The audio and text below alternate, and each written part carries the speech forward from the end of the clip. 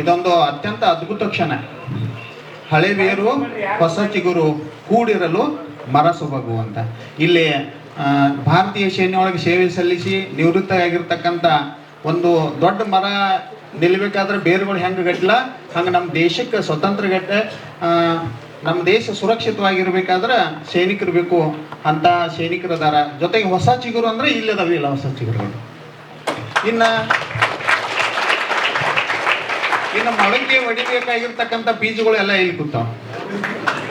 ಯಾಕಂತಂದ್ರ ನಾ ಮೊಳಕೆ ಹೊಡೆದು ದೊಡ್ಡ ಸಸಿ ಆಗ್ತೀನಿ ಅನ್ನತಕ್ಕಂಥ ಛಲ ಇತ್ತಂದ್ರ ಮಣ್ಣ ಬೇಕಂತ ಏನು ಅವಶ್ಯಕತೆ ಇಲ್ಲ. ಕಲ್ಲಿನ ಮೇಲೆ ಸಹಿತ ಮೊಳಕೆ ಹೊಡಿತದ, ಅದು ನಿಜವಾಗಿರ್ತಕ್ಕಂಥ.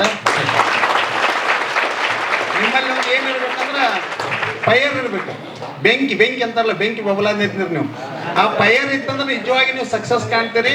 ಮತ್ತು ನಾ ಅಬ್ಸರ್ವೇಷನ್ ಮಾಡೋಕ್ಕಾಗಲಿ ಇಲ್ಲಿ ಬಂದಂಥ ಒಂದು ಬಹುಶಃ ಒಂದು 25% ಹುಡುಗರು ಎಂಥವ್ರ ಇರ್ತಾರಂತಂದ್ರೆ ಸಾಲಿಗೆ ಬೇಸರ ಅದಾವ್ರ, ಅವ್ವ ಅಪ್ಪಗೆ ಬೇಸರ ಅದಾವ್ರ, ಊರಿಗೆ ಬೇಸರ ಅದಾರ, ಓಣ್ಯಾಗ ಬೇಸರ ಅದಾವ್ರ. ಅವರೆಲ್ಲ ನಿಮ್ಮನ್ನ ಏನು ಅಂದಿರ್ತಾರಂದ್ರೆ ಗೆಟ್ಔಟ್ ಅಂದಿರ್ತಾರ. ಯಾರು ಗೆಟ್ಔಟ್ ಅಂದಾರಲ್ಲ ಅವ್ರ ಮನಿ ಎದುರಿಗೆ ನಿಮ್ಮ ಕಟ್ಔಟ್ ಹಚ್ಚುವಾಗ ನೀವು ಸಾಧನೆ ಮಾಡಿ.